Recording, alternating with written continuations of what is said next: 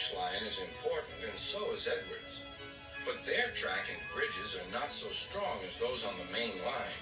Sir Topham Hatt does not allow the heavier main line engines like Gordon to run on them. But one day, the way Gordon was talking, you would have thought Sir Topham Hatt had given this order for quite another reason. "It's not fair," rumbled Gordon. "What isn't fair?" asked Edward. "Letting branch line diesels pull main line trains." "Never mind, Gordon. I'm sure Boko will let you pull his freight cars sometimes." Gordon spluttered. "I won't pull Boko's dirty cars. I won't run on branch lines." "Why not? It would be a nice change." "Sir Topham Hatt would never approve," huffed Gordon. "Branch lines are vulgar." Gordon puffed away. Edward chuckled and followed him to the station. Every evening, the two engines pull two fast trains from the station. Gordon always leaves first with an express for the main line. Edward follows 5 minutes later with his train for the branch line.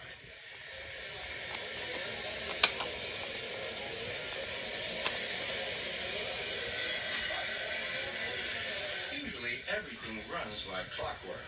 But tonight, there was trouble. A lady in a green floppy hat was saying goodbye to a friend.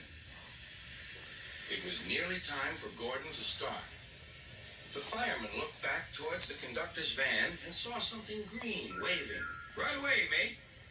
He thought the conductor had waved his flag.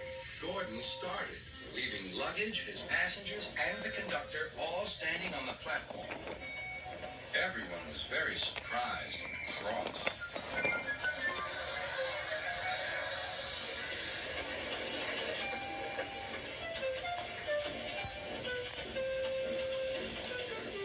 To make matters worse, by the time Gordon had been stopped and brought back, Edward was already late with his train.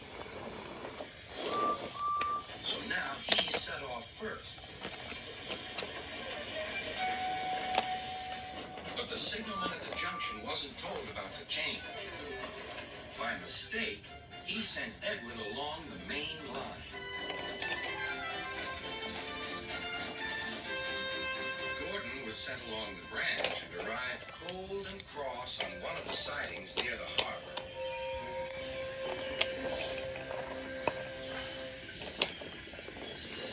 Next morning, Bill and Ben peeked into the yard.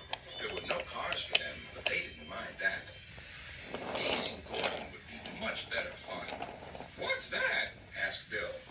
"Shh," whispered Ben. "It's Gordon. It looks like Gordon, but it can't be. Gordon never comes on the branch lines. He thinks them vulgar."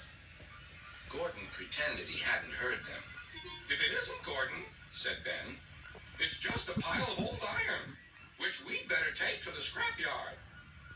"No, Bill, this lot's useless for scrap. We'll take it to the harbor and dump it in the sea." Gordon was alarmed.